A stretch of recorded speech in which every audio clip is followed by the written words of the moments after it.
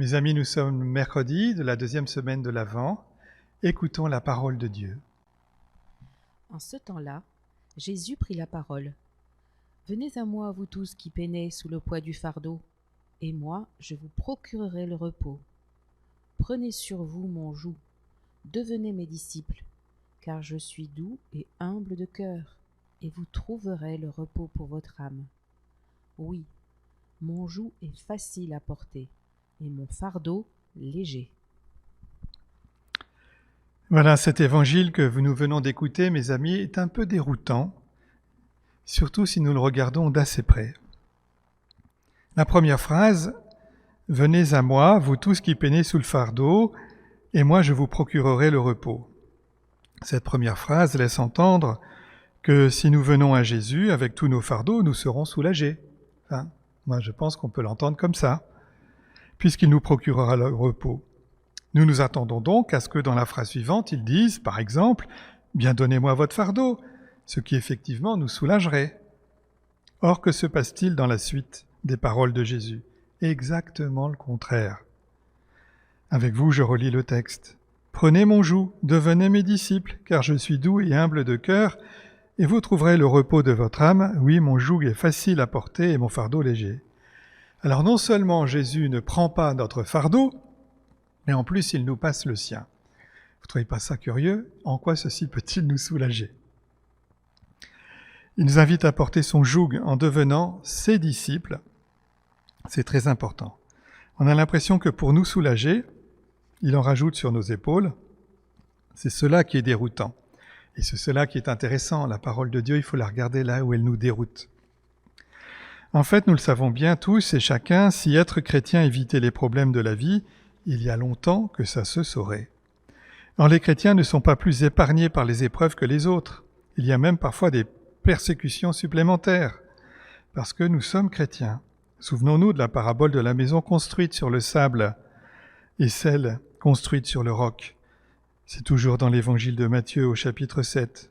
« Celui qui écoute ma parole et la met en pratique, dit Jésus, est comparable à un homme qui a bâti sa maison sur le roc.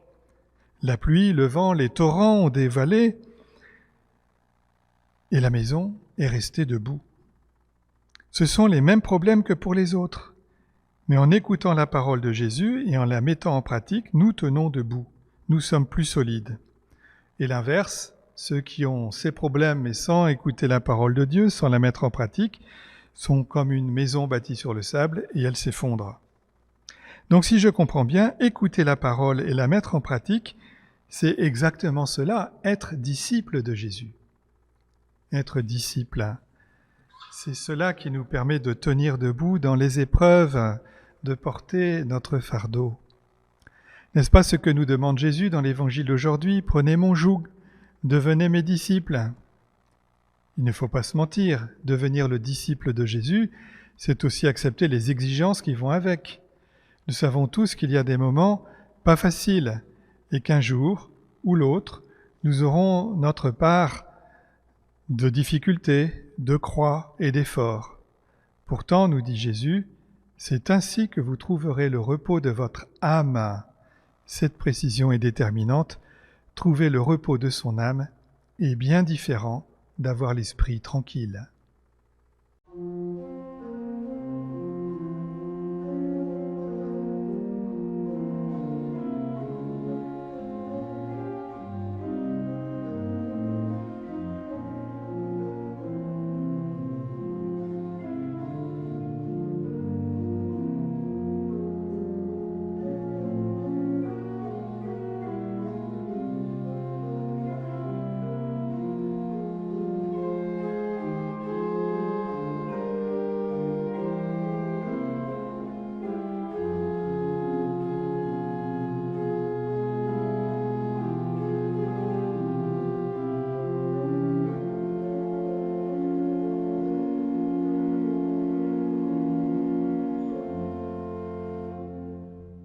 C'est une affaire de localisation dans notre corps, la différence entre le repos de l'âme et la tranquillité de l'esprit. La tranquillité de l'esprit se joue dans notre tête, avec le jugement lucide que nous avons de la situation présente. Nous pouvons être très tranquilles parce que l'activité que nous nous proposons de faire est bien préparée et que nous avons l'expérience pour la mener à bien. Dans le même temps, nous pouvons expérimenter notre âme à l'intérieur de nous-mêmes, non pas en repos, mais dans le trouble et l'amertume, parce que nous savons que nous nous apprêtons à faire quelque chose qui n'est pas bon, ou l'inverse, parce que nous sommes dans la joie, parce que nous faisons quelque chose de bien. L'inverse est aussi possible lorsque, devant une situation objectivement inquiétante, compliquée, nous n'avons pas l'esprit tranquille. Mais pour autant, nous sommes en paix au fond de nous, parce que nous savons que nous avons fait les choses qu'il fallait et que le reste ne nous appartient pas. La paix de l'âme, la tranquillité de l'esprit, ce n'est pas du tout la même chose. Tout l'enseignement de Jésus est de nous le faire découvrir. Je prends un exemple tiré de l'histoire des saints. La vie des saints, mes amis, c'est très instructif, je ne peux que vous inviter à en lire. Sans doute que vous connaissez-vous Saint Maximilien Kolbe. C'est un franciscain polonais qui avait une grande piété pour la Vierge Marie et un zèle incroyable pour répandre la bonne nouvelle de l'Évangile. Bien avant la Seconde Guerre mondiale, il avait développé une radio pour porter la bonne nouvelle sur les ondes. Parti au Japon, il fonda une mission près de Nagasaki. 6 mois après, il publiait déjà en japonais. D'accord, il était un peu surdoué, mais notons au passage qu'il n'avait pas trouvé d'endroit dans la ville de Nagasaki pour installer sa mission franciscaine. Il a été un peu à l'écart, dans un petit creux de vallée, et il se trouve que lorsque la bombe atomique a explosé, quelques mois plus tard, eh bien, le souffle est passé au-dessus et la mission a été protégée. Mais entre-temps, il était rentré en Pologne, il fut arrêté et interné dans un camp de concentration. Écoutez bien ce qui suit. C'est là que je vais en venir pour montrer la différence entre la tranquillité d'esprit et la paix de l'âme. Dans ce camp de prisonniers, 20 hommes furent condamnés à mourir de faim et de soif dans un bunker en représailles d'évasion ou quelque chose comme ça. L'un des 20 hommes supplia qu'on le laissât vivre. Il avait femme et enfants. Maximilien Kolbe proposa de prendre sa place, ce qui lui fut accordé. Aussitôt, enfermés dans le bunker, ceux du dehors entendirent des cris, des larmes, des révoltes. Puis petit à petit, tout cela fut changé en prière et en chant de louange. La paix était revenue au milieu des condamnés. C'était le père Maximilien Kolbe qui avait renversé la situation par sa paix intérieure. Aucun ne réchappa et tous moururent, et l'on finit même par assassiner les 2 ou 3 qui n'en finissaient pas de mourir. L'homme que Maximilien Kolbe avait remplacé a survécu à l'enfer des camps, et il était présent sur la place Saint-Pierre le jour de sa canonisation. Nous voyons bien dans cette situation extrême, il faut bien le reconnaître, que l'esprit avait de quoi être inquiet et déstabilisé. Mais la paix de l'âme a pu être la plus forte et donner le courage de vivre ce temps désespéré avec une autre perspective, l'espérance de la résurrection. Je connais aussi, dans le Cantique des Cantiques, quelques versets qui disent exactement la même chose, cette prière que nous disons toutes les 4 semaines le vendredi matin. Vous allez voir, à première vue c'est déroutant, mais avec le regard de la foi, on peut tout affronter. Après avoir confessé sa foi dans le Dieu d'Israël, Habacuc regarde la situation désespérée et pourtant il bondit de joie. Voici ces quelques versets. Le figuier n'a pas fleuri, pas de récolte dans les vignes, le fruit de l'olivier a déçu, dans les champs plus de nourriture, l'enclos s'est vidé de ses brebis et l'étable de son bétail. Je marque une pause. Vous voyez bien que la situation est désespérée. Je reprends. Et moi, dit Habacuc, je bondis de joie dans le Seigneur, j'exulte en Dieu mon Sauveur. Le Seigneur mon Dieu est ma force, il me donne l'agilité du chamois, il me fait marcher dans les hauteurs. Incroyable.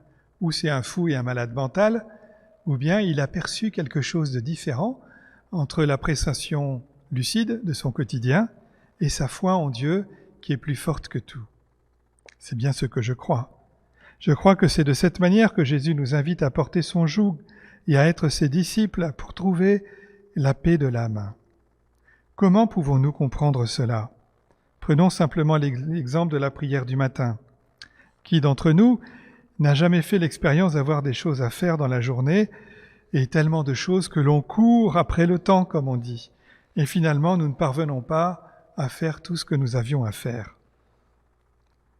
Mais à l'inverse, face à une journée chargée, de la même manière, qui a déjà fait l'expérience d'avoir pris courageusement le temps de la prière du matin, avec ce petit diablotin rouge qu'on a sur l'épaule, qui nous invite à agir tout de suite, et qui nous dit « Tu perds ton temps, dépêche-toi, il y a tellement de choses à faire aujourd'hui ». Mais de l'autre côté, sur l'autre épaule, il y a ce petit ange bleu qui nous dit à l'oreille « Courage, mets ta foi dans le Seigneur. Fais confiance en Dieu. » Nous prions, nous mettons à l'ouvrage et nous nous apercevons qu'à la fin de la journée, il reste encore du temps et nous avons fait tout ce qu'il fallait faire. C'est curieux comme expérience. J'espère que vous l'avez faite, sinon que vous le ferez. C'est ainsi prendre le joug du Seigneur Jésus. C'est cela. Il n'a pas accompli les tâches à notre place. Il n'a pas supprimé le travail, mais il nous a introduits dans sa manière de voir le monde et de faire les choses. La prière nous fait entrer dans le temps de Dieu, pour qui 1000 ans est comme un jour et un jour comme 1000 ans. Il n'y a rien de magique dans ces observations, c'est seulement que la prière, la vie de disciple, nous fait vivre le temps quotidien avec une qualité, une profondeur autre que celle qui nous fait courir toute la journée, affairés sans rien faire. Je vous souhaite vraiment de faire ces expériences et d'en tirer les leçons pour votre vie quotidienne. Avec toute l'Église, nous redisons « Notre Père, qui es aux cieux, que ton nom soit sanctifié, que ton règne vienne, que ta volonté soit faite sur la terre comme au ciel. Donne-nous aujourd'hui notre pain de ce jour, pardonne-nous nos offenses, comme nous pardonnons aussi à ceux qui nous ont offensés, et ne nous laisse pas entrer en tentation, mais délivre-nous du mal. Amen. » Prions. Dieu Tout-Puissant, tu nous demandes de préparer le chemin de ton Fils. Ne permets pas que la fatigue nous abatte, alors que nous attendons la venue bienheureuse de celui qui nous rendra les forces et la santé, lui qui règne avec toi et l'Esprit Saint pour les siècles des siècles. Amen. Au nom du Père et du Fils et du Saint-Esprit.